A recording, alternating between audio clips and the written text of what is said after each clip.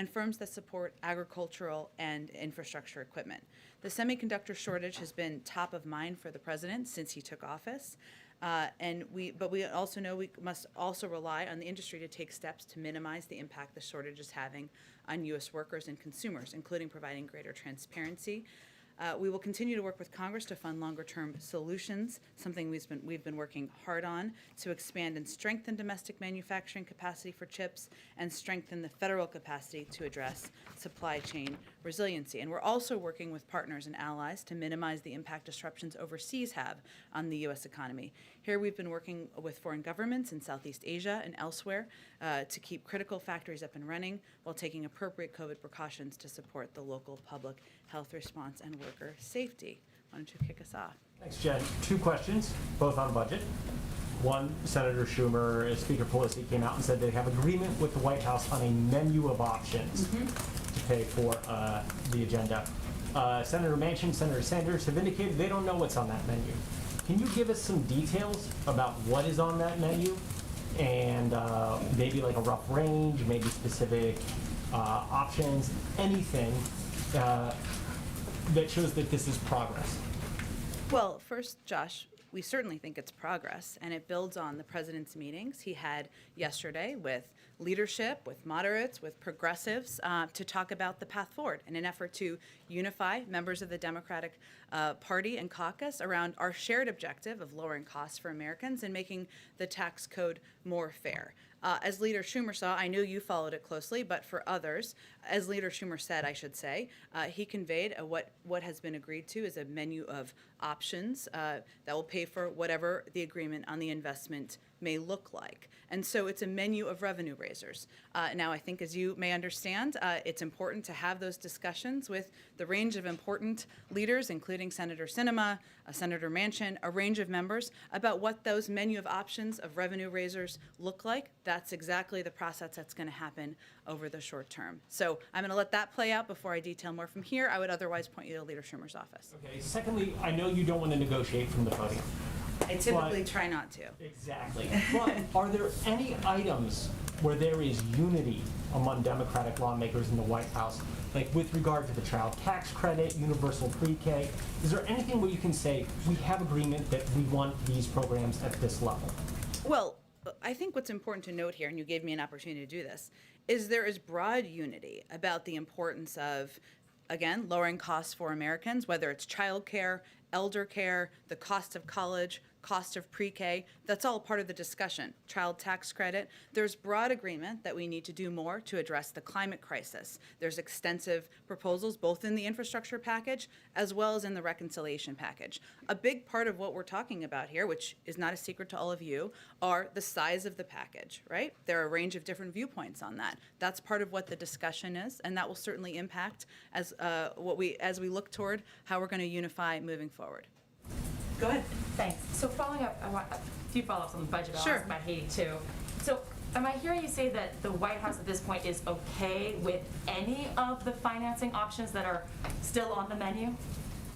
Well, our bar has always been from the beginning nothing that would raise taxes on anyone making less than $400,000 a year, and certainly we wouldn't support anything that would. But this again is a menu and a range of options.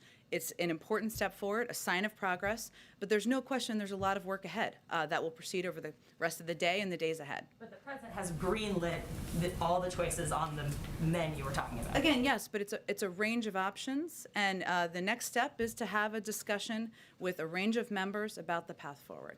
And then on Haiti, we saw the U.S. Special Envoy, Daniel Foote, resigning. He had strong words. He said he would not be associated with the United States' inhumane, counterproductive decision to deport thousands of Haitian refugees.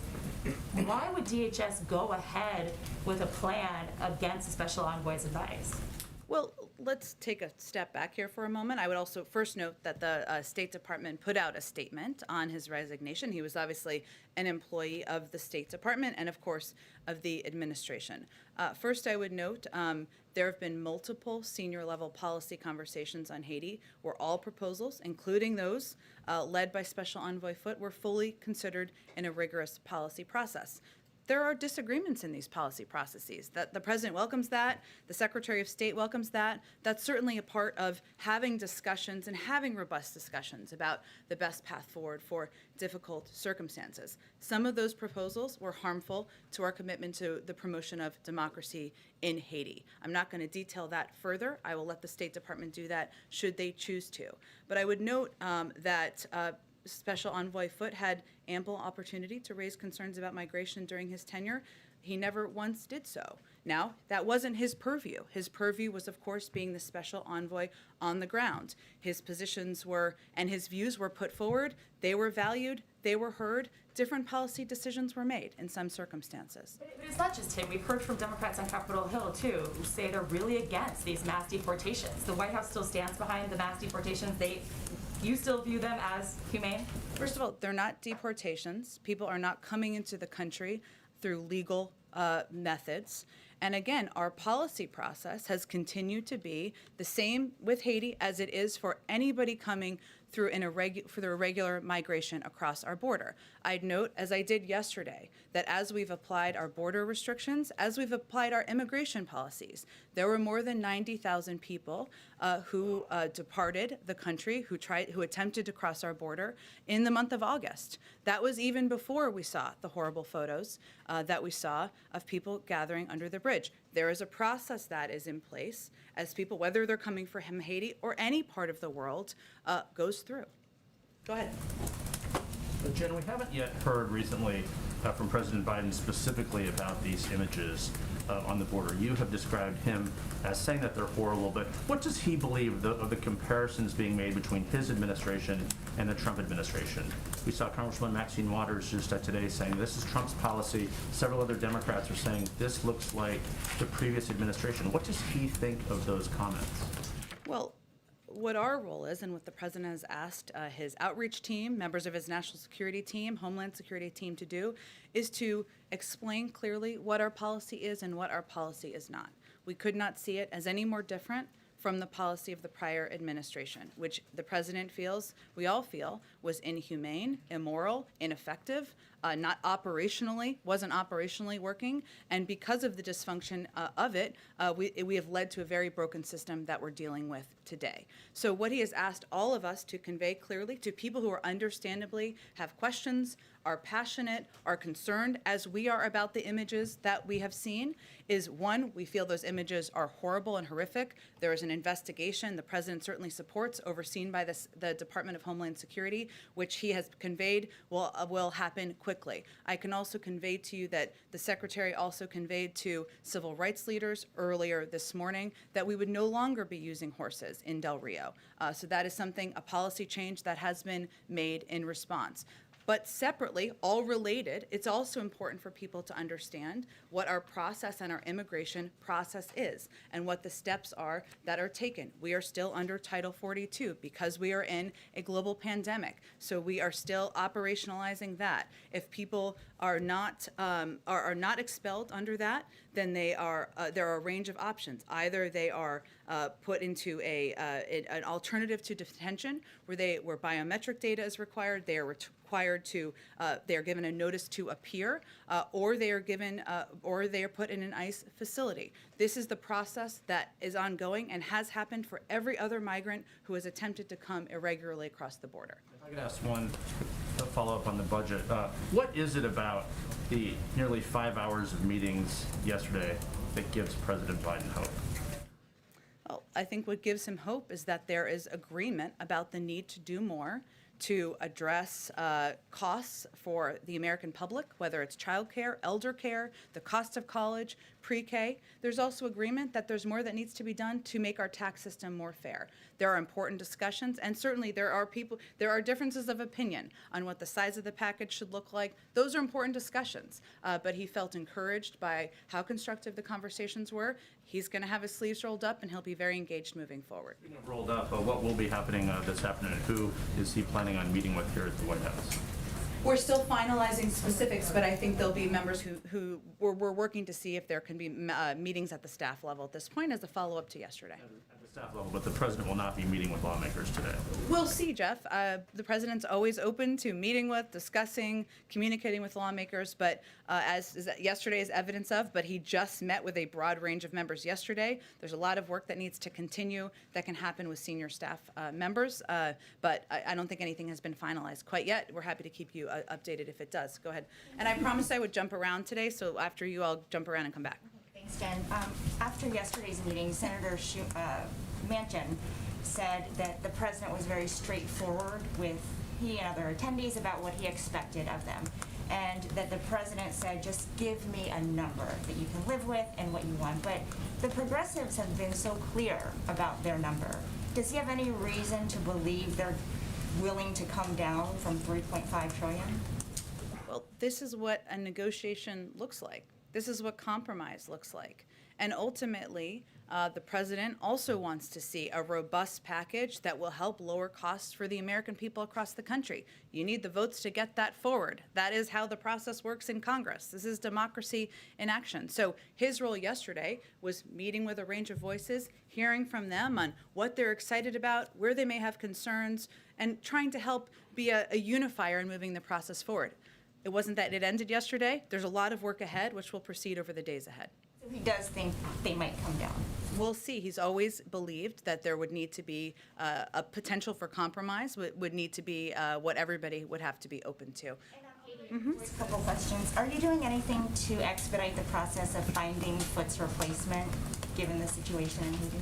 I don't have anything to report out to you on kind of what the next steps are there. What I can reiterate to you is we have an ambassador on the ground. We have a robust presence on the ground. We have a newly installed assistant secretary for the Western Hemisphere, all of whom have experience in the region and will certainly be overseeing the policy at this point in time. Ken, want to go ahead? Just one more. Just one of his concerns that he laid out in this letter was that the Haitian government is expressing an inability to provide for the migrants that are returning there because of a lack of basic resources.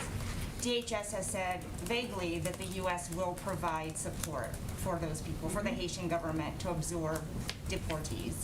Can you provide any specific details about that support? Sure. Well, first, let me say, because this is a question that's been asked, that we are working with the International Organization on Migration to ensure that returning Haitian migrants are met at the airport and provided immediate assistance. So that's in the most immediate. In terms of the range of assistance we've provided, let me just give you just a quick overview of what we've done sort of to date. U.S. agencies led by USAID recently provided an additional $32 million in new assistance to support earthquake response efforts and humanitarian relief. This funding builds on the USAID disaster assistance response teams. In January, we announced $75.5 million in bilateral development and health assistance for a wide range of issues for Haiti that we're still working with them, of course, on to deploy. That's a large amount of money. So I would say we're continuing to provide a range of assistance, but the recent $32 million is in response to the earthquake that happened over the summer. Go ahead, Ken. Just on the infrastructure package, just having had these lengthy meetings yesterday, does the president think the House should vote on the infrastructure bill in the beginning of next week, or does he think that there might be a benefit to waiting and delaying? The president's going to work closely with leadership to determine what the next best steps are. He also may need Republican votes. Does he intend to bring House Republicans over to talk about infrastructure in the next few days? We're really deciding day by day on what can be most helpful and constructive to moving his agenda forward, which includes each of these pieces of legislation. So right now, I don't have anything on the books, but we're again deciding day by day. Go ahead. We're about a week away from the end of the fiscal year, and we understand that today's the day that the administration is going to instruct agencies to develop contingency plans for a funding lapse. I want to ask specifically about agencies within HHS, the CDC, and the FDA. Years ago, in 2013, when there was a government shutdown, Tom Frieden, who then led the CDC, described that period of time as one of the worst in his tenure at the agency. 8,000 CDC staffers, he said, were furloughed. Do you expect a similar dynamic to play out if there's a shutdown this year in this pandemic, or will there be different instructions to those critical agencies now? Well, we are taking every step we can to mitigate the impacts of a potential shutdown on our pandemic response, economic recovery, or other priorities. The fact is, shutdowns are incredibly costly, disruptive, and damaging. Direct public health efforts can generally proceed during a shutdown because they're exempt, and that is certainly our intention. And large swaths of the federal government coming to a screeching halt would certainly not be beneficial to pandemic response. But we are doing everything we can to mitigate. I'd also say on the first part of your question, it's consistent with long-standing practice across many administrations for OMB to simply remind agency senior staff of the need to review and update orderly shutdown plans. This is not formal guidance being given. It's just a reminder we're 7 days out and we need to be prepared, of course, in any event of any contingency. So we see this as a routine step and one just to be prepared in any event of what could happen. Theoretical, but would the administration be in support of, let's just say, a cutout, a CR, just for Health and Human Services or other departments that are critical to the pandemic response? I don't think I'm going to speak to that, Steve. Our objective here, there is a CR that passed. There's a debt limit that passed. Raising the debt limit that passed the House, the Senate can ask to raise both of them and to ensure there's funding for a range of government programs. Go ahead, and then I'll go, and then I'll jump more to the back. Go ahead. My first question is on Haiti, and then I have sort of a Sure. bigger picture question around that. But should the administration have been more prepared for these people to come, given the political unrest there this summer, then the earthquake in mid-August, given how conditions were on the ground there even before all of that? And then kind of a second part of it is that the Border Patrol Union has been saying that they had some warnings within the administration as early as June that they were expecting an influx not of Haitians but of other migrants to Del Rio, and that they needed more resources there. So did the administration not act on those things? Were those not widely disseminated concerns? And then, just kind of on the conditions in Haiti, like, couldn't the administration have expected that refugees were going to show up somewhere in these weeks? Well, there's a range of factors here. It's hard to really gauge what percentage, or I can't attribute at this point what percentage each of those factors are. Obviously, there are challenging circumstances on the ground in Haiti with the government unrest, with the earthquake. There are also a number of smugglers who are taking advantage of this, and we've seen that over the course of the last couple of weeks. Certainly, we're aware of that reality. We've seen that in other parts of Central America as well. But that's something that we have no doubt has contributed to a rapid influx of people who were told that they could come into the country and everything would be fine, when clearly it's not. So all we can focus on at this point is what steps we're taking now to ensure there is an orderly and humane process, to ensure that people who are there are treated with dignity, that they're going through a process of being considered for the range of options, and that's what our focus is on at this point in time. Sort of related things or not. President Biden ran on a promise to use government to help people and that he would be able to wield the powers of government effectively. But we've seen on a range of issues, whether it's the pandemic, immigration, Afghanistan, some missteps or places where the government trying to do its best hasn't necessarily been good enough. So what do you say to a voter who might be saying, I thought Biden was going to know how to run this government, but now we're looking at a potential government shutdown in a week and a default on U.S. debt? I would say that every president is elected to weather storms and navigate crises, and they come to every presidency. And if you look at all of the things that you loaded into that question, all issues that are happening, of course, currently, the president has been clear that he wanted to end a 20-year war in Afghanistan. He did exactly that. That's something I would say the American public broadly supports. We've certainly acknowledged that there are aspects, of course, of how it was handled or how all of the events transpired that were not what we had planned for. I would say on other issues, we are doing everything we can to prevent a government shutdown and planning to prevent the impact that we've seen in the past that has been quite devastating on different components of government.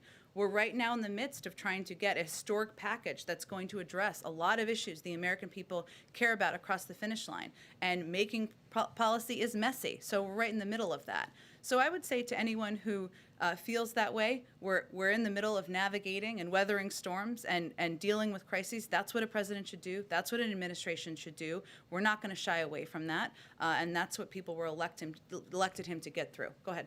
Also on Haiti, building on Jeff's question, I mean, when you have Maxine Waters saying that what these images and this policy harkens back to the slave trade, I mean, you're saying here that you're trying to communicate what the policy is. She and other Democrats who are your allies in other political projects are criticizing that very policy. Isn't this a larger problem, a political problem for the president than just merely communicating what the Title 42 policy is? It's not just about the Title 42 policy. I think Congresswoman Waters and others, as are we, have been horrified by the photos of the Border Patrol officers and that behavior. And we've taken very specific action in launching an investigation, ending a part of a policy that the Secretary of Homeland Security felt was problematic. There has also been a view that we were handling our immigration policy in a different way than we were handling for other migrants who were coming across the border. That's not true. And so what we've been doing is trying to explain what our policy and our process is and reiterate to everyone that our objective is not to keep the policy as it is, which is broken, which is not workable long term, to work with people who are frustrated to put in place a new immigration policy that is humane, that is orderly, that does have robust asylum processing. But we've also reiterated that it is our objective to continue to implement what is law and what our laws are, and that includes border restrictions. Go ahead. Jen, in the spirit of explaining policy, can you explain how the administration is determining who gets to come in and get processed under Title VIII and get an NTA and who's getting expelled? On-the-ground reporting suggests that it's based off demographic, not racial demographic, but if you come in as a family, single adult, what have you. How is Border Patrol determining right now who actually gets to stay in and get processed and who gets expelled under Title 42? Sure. So across the border, including in the Del Rio sector, we continue to enforce Title 42. Families and single adults are typically expelled under this CDC directive when possible. The determination of who can be expelled or not is determined by a number of factors, including the makeup of the specific family unit. Some people with kids who are younger than a certain age are not accepted back in certain countries. We know that from our immigration policy writ large, long before the last couple of weeks. And agreements with the country origin and as well as agreements with the country of origin or last residence. As you know, and as all of you have reported, this is not just a case of everyone coming directly from Haiti. People are coming from different countries, some where they have lived for periods of time. Family units are different, and so each is made on a case-by-case basis. Another determining factor is detention capacity, both within ICE and CPB. And so as we have stated, those who cannot be expelled are placed into removal proceedings and issued a notice to appear, or when capacity issues and processing backlogs arise, they may be processed via an alternate means, which requires them to report to an ICE office to commence the next steps in their immigration proceedings. That's how the process works. DHS thus far has not given data on, specifically in Del Rio, of those who have been processed under Title VIII and those who have been processed under Title 42. Is there any breakdown that you can provide on that? I think they did provide yesterday, and I think they're going to be providing regular updates, and certainly this is something that is under their purview, as you noted, that the department has conducted 2 repatriation flights yesterday. I'm just going to give you a little more information than you asked for, but just so everybody has it, with a total of 318 Haitian nationals on board. These flights will continue since Sunday, September 19th. 12 repatriation flights have left the United States. 1,401 Haitian nationals have been returned to Haiti. 3,206 Haitian nationals have been moved from the Del Rio camp to CBP custody or to other sectors of the United States border to either be expelled via Title 42 if possible or placed into removal proceedings. Sometimes it requires a discussion in order to determine the path forward. Therefore, there remain less than 5,000 migrants in the Del Rio sector. Can I ask about police reform as well? Sure. Obviously, reports that those talks are dead. What's the White House strategy now moving forward to try and rein in police departments? And I know that the readout yesterday mentioned working with Democrats both in the House and the Senate. But what's the strategy also for the White House to work with Republicans as well, who did ask for more concessions when it came to these negotiations? Well, I spoke to this quite a bit yesterday, but I'm happy to speak to it again. Part of our objective is to communicate and work with a range of members, activists, and others who've been involved in pressing for reform, something the president strongly supports. That includes the consideration of executive action, and certainly includes considering whether there is a path forward legislatively. Obviously, we just saw those talks break down just yesterday, so those engagements need to resume, but those are really the next steps in the process. Karen, go ahead. Thanks. Getting back to the Monday potential vote on infrastructure, you had said in response to Ken's question that the president's working closely with leadership to determine what the next best steps are. But what has he indicated he thinks the next best steps are? Is he looking at Monday as a hard deadline, or would he be okay with that vote being delayed by a couple of weeks? Again, he is somebody who has been through this process quite a few times before, and he is going to work in close consultation with leadership. That's when the vote is scheduled. We don't have any information to suggest that has changed, but our focus right now, and really his focus, is on finding common ground, working together to unify the caucus and the party around a path forward. And to follow up on that, and what you had said earlier about there's a lot of work that still needs to be done, and the president sees himself as a unifier in this process moving forward, does he feel that he has to sit down in the same room with the moderates and the progressives? Yesterday the meetings were separate. You explained why, but does he think he needs to have all of those stakeholders together to actually move this process forward? We're going to determine day by day what the right next steps are. So yesterday he had meetings with a range of voices, some who had different points of view. That's part of who we are as a Democratic Party, part of democracy, and we'll determine day by day what the best next steps are. Today I think it's follow-up on a staff level. Kind of like a middleman then, if he's hearing from the moderates and then passing that on to the progressives. He's not the only, they're talking to each other as well. So this is just his role in hearing from all of them and playing a role that he can to unify points of view and find the next best paths forward. Go ahead, Yamiche. Hi, thanks, Jen. A couple of questions on Haiti. The first is the president has often used his bully pulpit during the most important times in his administration. Why is he not using that bully pulpit to speak out forcefully himself on the treatment of patients? I would say, Yamiche, certainly I've represented to you all his point of view. His point of view is also reflected in the actions that have been taken through the administration, including the investigation, including the change in policy. The Secretary of Homeland Security oversees these efforts and has been quite outspoken and quite visible on what steps we should take moving forward. And he certainly may still speak to it. Obviously, there's a lot of events happening here, including the UN General Assembly, COVID, and others, and I wouldn't rule that out. And just to say, respectfully, I just have a couple more questions. Everyone else got Sure. questions in. Respectfully, I understand that you are the spokesperson for the president. These are images that are traumatizing Haitian Americans that he promised to treat respectfully and with humanity. Why isn't the president telling people himself these images that people say look like slavery are wrong? Me as president, I as president, condemn them. How is he not doing that? Why is he not doing that? What are people supposed to take away from the fact that he's not at the bully pulpit himself talking about these images?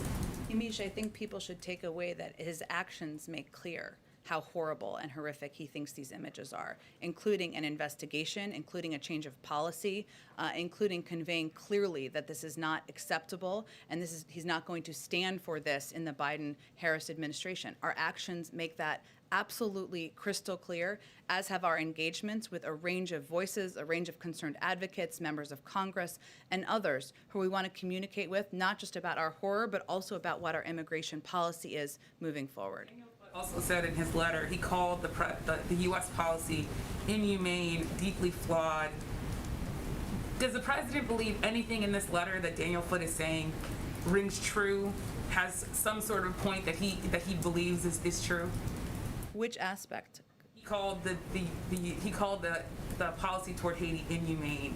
He said that He wasn't specific in his letter. What I noted earlier before, What I noted let me finish, Yamiche. What I noted earlier before is that we have taken very specific actions as it relates to the horrific photos that we're not going to stand for in this administration. I don't know if he was referring to that or something else. That's why I raised the point. His purview, let me finish, Yamiche. His purview was not about migration. He didn't raise his concerns about migration privately. We respect his point of view, respect his ability to bring forward concerns, to raise ideas, to raise proposals. That's certainly something the president welcomes from everybody on his team, and something that he had the opportunity to do in a range of meetings. We also have to make decisions here based on what we feel are going to help promote democracy in Haiti, including Haitian-led reforms, Haitian-led steps on the ground to make changes in the country. A number of people who say that he did raise concerns over the deportation of Haitians and the treatment of Haitians. Are you saying then that Daniel Foote is not telling the truth in this letter? I would point you to the State Department, who have conveyed clearly in their statement what I just said. One last question, I promise. Yep. The last question is, Daniel Foote, the former special envoy to Haiti, he's raising this idea that the U.S. should be listening to Haitian civil society, not backing the current prime minister who was not elected by the people. What's the president's response to that? Because those civil society members have been telling me and other reporters for months, even before the assassination of the president, that President Biden was not listening to the people of Haiti about how to move forward with their government. We support a Haitian-led process charting the country's course through the current political situation. We don't back any one political group, and we continue to encourage all political stakeholders to engage in dialogue and find solutions together. And that has been our objective through all of our policy process making throughout the course of this, in addition to providing a range of assistance, training to people on the ground. Go ahead. Thanks, Jen. A couple questions on COVID. One having to do with masks and airlines. About a little more than 4,000 incidents reported of unruly passengers. Senator Dick Durbin has said that fines don't appear to be working. Now, we understand they just doubled, but they don't appear to be working. He's calling for criminal charges. Would the administration support that? That's not a policy decision we made. We obviously just announced the doubling of fines last week, and we're hopeful it will have an impact on people behaving in a safer way on flights. One more question on COVID. When it comes to people who are resistant to vaccines, not hesitant, but resistant, outside of mandates, is there any discussion going on? Sorry, I'll let you continue and then I'll ask a. Discussions going on about messaging and how to reach people who would just say, I'm never going to take that vaccine. Is there a new approach being discussed outside of the policy that's going to be new rule through the Labor Department? I should be more specific. Yeah. So one, I think if we go back to December, only about 30% of people in this country were willing to take a vaccine. Now we're at over 75% of people who have received at least one dose. So clearly there has been progress made in addressing people's questions, addressing hesitancy or resistance, whatever it may be. And we've taken a range of steps, not just the announcement made just last week about mandates, prior to that. Part of that has been relying on local messengers. Part of that has been making the vaccine broadly accessible to everybody in the country, making it as easy as humanly possible to get vaccinated. And we're going to continue to deploy those tactics as well, because we've seen them as effective, and we've seen them work in a range of communities, getting us to a point of over 75%. Follow up on COVID, please, Jen. Sure. So yesterday, the president, in his remarks, mentioned working together with partners to increase global vaccine capacity, including this upcoming meeting with the Quad. But one thing that he did not mention was anything about supporting the TRIPS waiver or waiving the patent technology at the WTO, which many experts say will be the game changer in terms of boosting global capacity. So is this no longer a priority for the administration? Well, he supported the TRIPS waiver. Excuse me, it's a process being led by our let me finish, our ambassador. It's an ongoing process. We said from the beginning it would be a lengthy process. I have not seen many advocates say this is the silver bullet and the thing that is going to provide everybody with vaccines around the world. It's something the president supports, we support in his administration, and there is an important global process that is ongoing. What we feel our role is also is not just providing, as the world's biggest provider of vaccines to the global community, more than every other country combined, but also working with our Quad partners to produce at least 1 billion vaccine doses, boosting vaccine manufacturing in South Africa to produce more than 500 million single-dose regimens in Africa for Africa, ensuring we're increasing capacity around the world and increasing and sharing know-how with the global community as well. All of these steps are essential, and certainly we continue to support the TRIPS waiver. I just want to get around to a bunch of people. Go ahead. Maybe Jen, just to clarify, yesterday DHS said that they will not be sending migrants at the Texas border to Guantanamo. But there's still conflicting media reports about this. Can you definitively clarify whether or not the administration will send migrants at the border to Guantanamo? We will not. There's never been a plan to do that. I think there was some confusion related to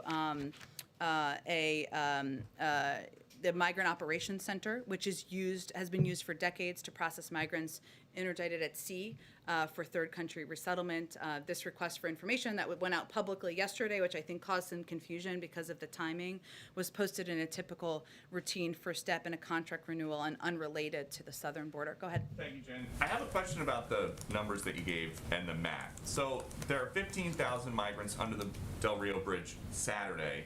If you add up the ones that you say were expelled or released, it's less than 5,000. Say there's 5,000 that are still left. Where's everybody else? I'm happy to get you a more fruitful rundown for you, if helpful, from the Department of Homeland Security. Okay, and when you talk about how some of these people are being placed in removal proceedings, that does not mean removed, correct? That means they're in the process of going through a removal proceeding so that it can go through the process, our immigration process that's long been in place. We understand that basically most of these people that are going into removal proceedings are being put on either buses from Del Rio to El Paso and Laredo, or being flown to Tucson with no COVID testing unless they show symptoms. How is that helping anybody stop the spread? Again, we have a protocol and process in place as it relates to COVID in terms of testing and quarantining, and also vaccines are provided for a range of migrants by our partner organizations in the region. What is happening now is that, as I outlined yesterday, is that if individuals cannot be expelled under Title 42, they are placed in removal proceedings, as you referred to. That may require them being placed in ICE detainment facilities, or it may require being given a notice to appear, where biometric data and other data is taken. In terms of their transportation methods, I'd certainly point you to the Department of Homeland Security. But why should somebody, say, in Laredo, Texas, or El Paso, or Tucson, Arizona, have to have their chance of catching COVID go up because hundreds of miles away there's an open border? Well, there certainly is not an open border. We are continuing to employ our immigration proceedings and process and restrictions at the border, and that includes the implementation of enforcing Title 42, which is an authority, a public health authority. It includes moving people into either a process for expedited removal or removal proceedings. That is our immigration process that we are proceeding underneath. A final follow-up. You say the border is not open, but we're told by our teams on the ground, you guys are releasing pretty much all family units, couples where the woman says that she is pregnant, or single women who say that they are pregnant, and that nobody actually has to take a pregnancy test unless they want to. So Are you suggesting you don't believe when women say they're pregnant? Is that a big issue, we think, at the border? I am not in charge of keeping the border secured. Do you guys think are. pregnant women are posing a big threat to the border? You tell me. To the border communities? You Is that a tell big me. issue? You tell me. I'm not aware of pregnant women being a big issue of concern to people at the border. What I will note for you, Peter, is that, as I said earlier, there is a process if people cannot be expelled under Title 42 for a range of reasons. Some of that is because countries they came from or other countries, including Mexico, may not be accepting families with children under the age of 7. They are placed in removal proceedings. Those removal proceedings require them to either go to a detention facility or require them to go get a notice to appear, and including providing their biometric data and otherwise, so that they can be, we can ensure we know where they are, and we can ensure we know when they're going to come back. So that's what the process is. If there's a big outrage about pregnant women, I'm not tracking it. The issue is not about pregnant women. The issue is is the border open or is the border closed? Because my understanding is that a lot of this is happening on this side of the border. I think you know the answer to that question, and I just conveyed clearly that we're implementing our border restrictions, including Title 42, including making clear that people who are coming through irregular migration, this is not the time to come, and they will be placed in removal proceedings. Go ahead. Hi, Jen. Yesterday, Minority Leader McConnell and Senator Scott held a news conference in which they essentially argued Democrats control the White House and both chambers of Congress, so it's completely on them to raise the debt ceiling. Do you have any response to that? And does a debt ceiling fight, does that complicate the president's ability to get his agenda passed and deal with some of these other crises he's handling? Well, let's just take a step back here. So these same Republicans, including Leader McConnell, or former Leader McConnell, no longer leader, including Senator McConnell, who felt during the Trump administration that we could absolutely not risk defaulting. That would be devastating to our economy. I can provide you the quotes. I have the receipts.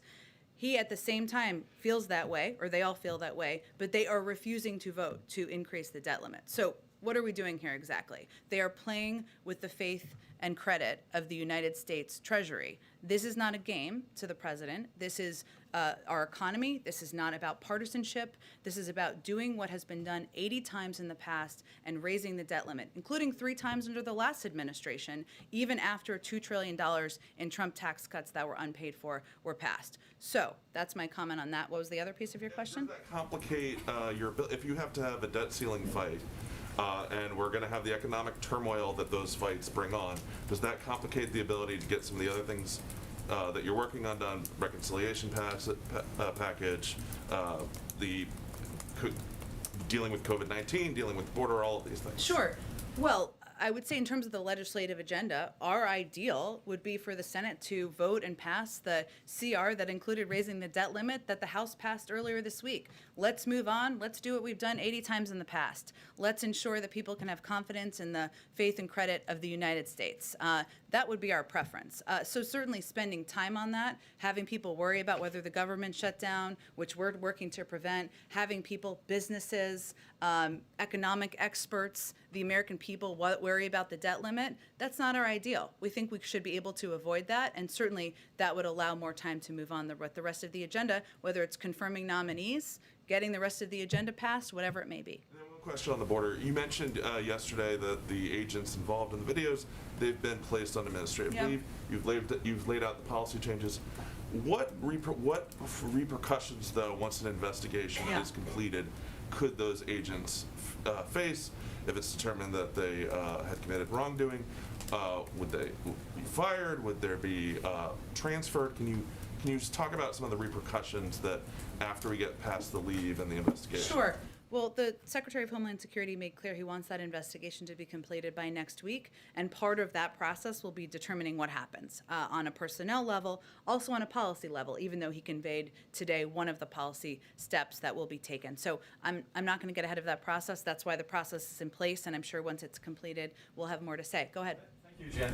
Help us figure out something about the travel restrictions. So, starting in the beginning of November, people from 33 countries, for instance, Iran, where 15% of the population is fully vaccinated, or Brazil, 39%, India, 15%. And then we look at Canada, 71% of people are fully vaccinated, and still the border will remain closed. So obviously, it's not a... People can fly from Canada, right? Yes, but they can't drive through the border. I mean, it's not easy to drive from Iran or from Europe. That's true. It's much easier from Canada. Fair point. 71% of the people are fully vaccinated, so it's not a health decision. Because if it was, we would. I mean, Canada is within the first 15 countries most fully vaccinated in the world. So it's not a health decision. Land restrictions, which, as you know, have been renewed through I think about October 21st, but we're continuing to evaluate and make policy decisions. I would say that it is a health decision by requiring vaccinations, and we wanted to do it in a way that was equitable. So people who are vaccinated, no matter which country they're coming from, obviously they need visas and the proper documentation, et cetera, they would be able to come to the United States through that. Land restrictions, I don't have an update for you on where that stands beyond it's been extended. We're continuing to consider additional steps. And what kind of an impact? Okay, thanks everyone. Jen, I have a question on Hunter Biden. In 2019, you tweeted it was prejudice. So now Politico is confirming they corroborated it. Have you changed your mind?